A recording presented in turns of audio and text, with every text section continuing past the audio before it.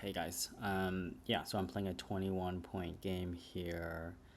Um, and yeah, I guess starting out, we see this probably being a bit of more of a fast paced game. Um, I think, yeah, we see like all the fast sevens at the top. Um, the blue and green overlap here. Um, and some good cards at the bottom. So yeah, obviously racing for blue and green um, is important. I don't have the first move here, my opponent does. So yeah, you'd probably want to pause and see what you do if you were playing first here. If it was me, I would probably save this blue card because I think it's pretty key. But instead, my opponent actually saves the red card, and I take coins here. I guess my thought is like taking this. I can, if my opponent sort of saves again, so say they save the blue card, then I'll have 3 coins, and that'll put him in an awkward position. So that would give me access to any of these 3 plays. So that's what I do. And again, I already thought that this blue card was the most valuable. So leaving this red open for me too gives me even more optionality to take it. So I just hold it now. This green card comes up, and yeah, green is obviously going to be very important, as we see the 2 sevens at the top, 2 greens here, and the 6 here. My opponent does an interesting move here. I'm not sure if they're taking time to evaluate what cards are really important for the game, or if they're just looking at what's cheap and they don't want me to get it cheaply. But if we think about it, that white card isn't actually that important. Yes, it does play to this 7 over here and this 5 here, but you don't really need to rush into that. So I'm like chilling. I get to play that blue card, and this coming out too is pretty good for me. So he goes ahead and defensively saves. So now he's got 2 saves, only 1 spot left. That's going to benefit me later on. He plays out the red, so then that comes out. I play out the white down there.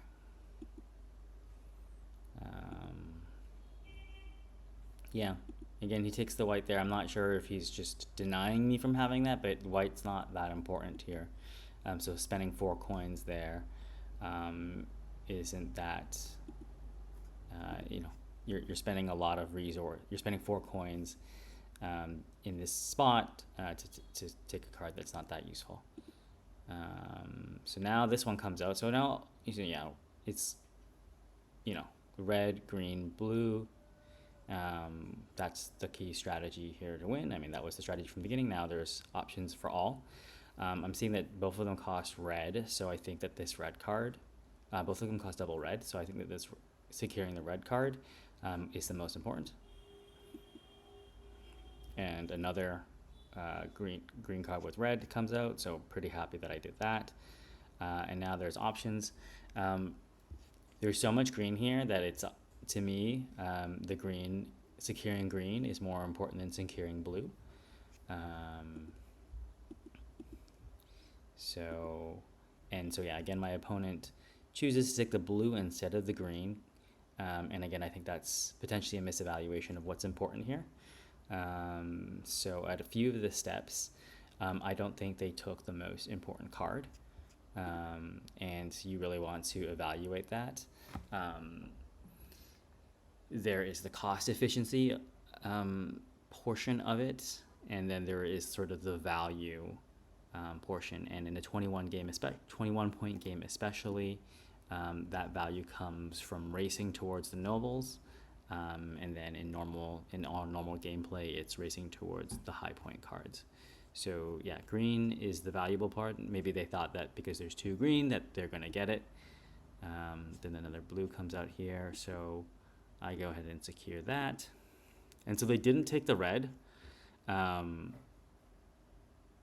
So my thought was that once I took that one, that they'd have to save this, otherwise I was going to save it. And then I would have the double green, and that would be, again, super advantageous because of all of the greens in the top and then this in the middle. But he didn't take the second red there. No, so not only did he not save it, he didn't take the second red, and I guess I got greedy thinking that he wasn't eyeing it, so I didn't save it. And then I think he realized his mistake on his turn, and then he took it. So that was I got greedy on my end. I should have just saved it there. But I end up with the blue, and so now I'm going to be able to have the green over there. Oh, another green comes out. Again, I'm thinking, green is really important here, so I save it. The other green card comes up, he saves that, and then I take the green card up there, he saves that. So here, saving this, yes, we're racing towards blue-green, but at this stage of the game, especially if you only have 1 black, you don't want to be saving, and I don't have any black either, you don't want to be saving this blue. It's just way too slow. And also he's filled up here. So we have some safety, and again, I don't really understand the evaluation of why white's so important. We're not anywhere close to getting this noble, and there's this up here, but I don't know if it was just a mistake not realizing that he'd have to eat a gold coin, but yeah. So we get into that. And so here, actually, I make an interesting choice here because I have the green card in my hand, and there's this blue card here. I'm like, okay, I'm going to need a little bit of black. So I make the choice to take black here. I don't know if that's a mistake, actually. I could potentially ignore it and then just take coins here and then buy this next turn. But I decided to just take the extra black.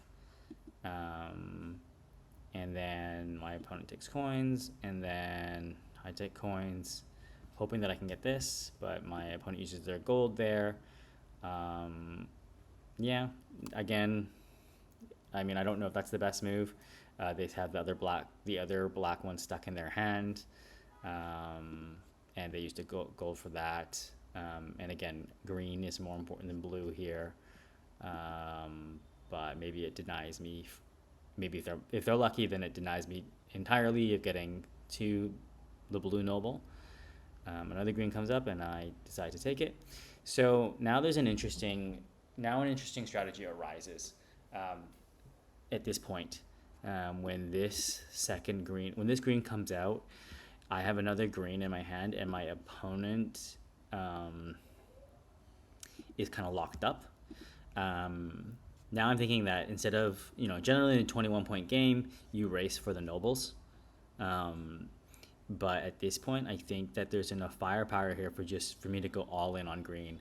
I think that because my opponent is stuck from saving, that I'm going to be able to get this green card plus at least 2 of the top green cards. And so at this point, that becomes my strategy. I no longer care about racing to this noble. I'm just going to go all in on green. My opponent is collecting. Nothing really for me to be worried about on their end. I play that. He frees up something. I take that, but he still only has 1 save. So even if he were to save 1 of these, I would still get access to 2. And I'm going straight for that strategy. And now, and also this green card comes up, and an interesting choice or tactic. I could just take green, red here, and for sure I'm going, even if my opponent saves, I'm going to get one of these guys. But I'm actually going to decide to save the 5-pointer to force my opponent to save this 4-pointer now. Either way, I guess that forcing happens, but this allows me to take initiative in the forcing and get the extra point as well. So I decide to save that, and I actually get really lucky in a way because this card comes up. And so now these are both cards that we want, and he's basically forced to save this one. So he saves that, he's locked up, and now I can take double blue here and guarantee that I'm going to get this that can play into this card here. And he frees himself up. Again, it's just, at this point, he's on total defense. He's moving extremely slowly. And I get to save that. He takes that. I go for this. And takes one off the top, Hail Mary. And now I just have all the points I need. There's 10 points here and 1 point over here. And it all adds up to a 3-turn win. So go for that first, just in case my opponent takes it. I mean, even if he were to take it, it wouldn't slow me down too much, but I'm just going to make sure that the game is over in 3 turns. We go for our 7th green here. He does play that, and then gets the noble. So he does get some pretty good points near the end here. Oh, he drew this off the top. I didn't even notice that in the game, which I guess is a really good card. Like, I mean, that's probably the best card he could have drawn off the top there, because it gives him the green towards a noble and 2 points. But yeah, I get to end the game here. I think I chose to showcase this game and more for the like subtle tactics, these like small efficiencies or small little tactics that try to get you an edge at each step of the game that I wanted to highlight. And 2, I always find the interesting 21-point games are the race ones, where you're like disregarding the noble strategy, and you're able to calculate the fastest win just through points.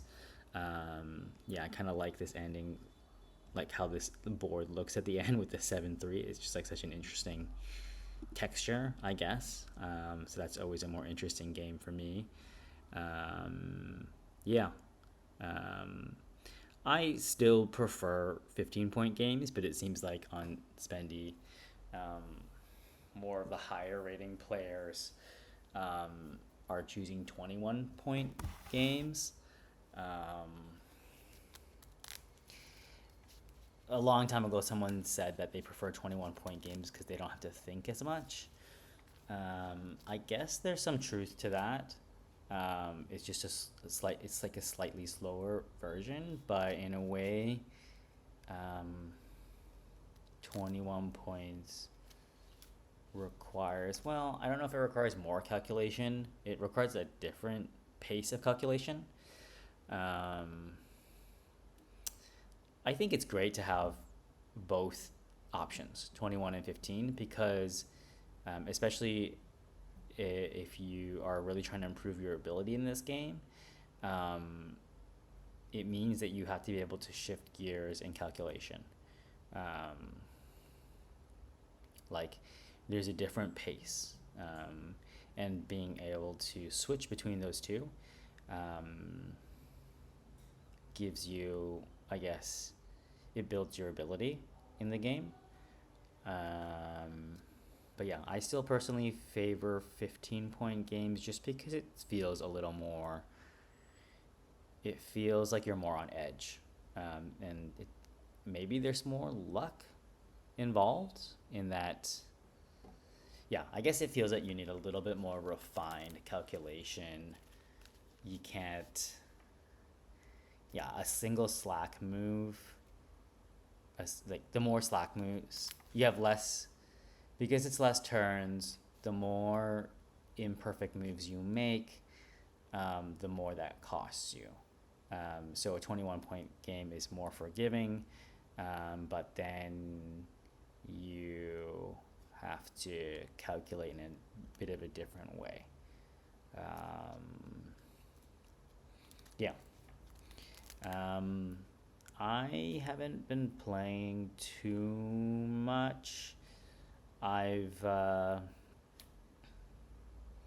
yeah, at one point I thought that playing was just like a pure distraction, um, and I kind of banned myself from the site, just because I noticed that I would play um, mindlessly and just to like get some sort of dopamine hit. Um, and now I'm trying to use the game more as like sharpening my mind rather than like I'm bored and I just want some sort of satisfaction of winning or something. Um, but yeah, curious about how your perspective has changed about the game. Do you still love the game? What do you love the game about the game? Has anything changed? Yeah. Uh, we'll try to reply all the comments in a thoughtful way.